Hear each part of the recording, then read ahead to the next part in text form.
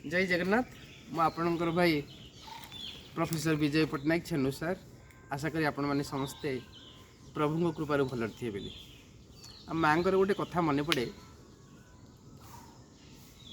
जे पोरे माँ सब बेले कहती पोरे संध्या बेले एवं सकाळे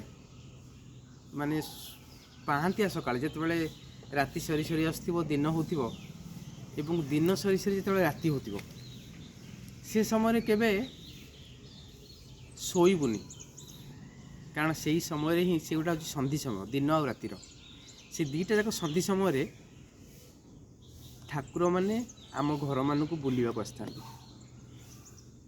से ठाकुर मैंने से बुलवाक आसला आम देखा आम शोवा अवस्था थी तो माँ कथा था सेमती जदि से समय आम शोवा केबे आमको अभाव छाड़बनी शारीरिक अभाव हो आर्थिक अभाव हो मानसिक अभाव हो एपरिक चिंताग्रस्त रही संभावना अधिक थाए किंतु मुझे आश्चर्य जो आम घर परिवार सदस्य माने जो माने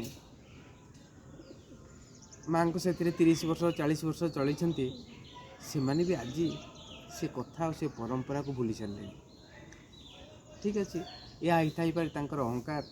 तांकर जिद्दी तांकर भाव जे मु आराम रे माने कंफर्ट जोन रही लाइफ टाक मेंटेन कर समय कहब माँ से कथा ठीक थला ना आजिकल युवक माने जो माने समाज को आज लीड कर परवर्ती जेनरेशन को लेकिन से माने ठीक अच्छा बोली धन्यवाद।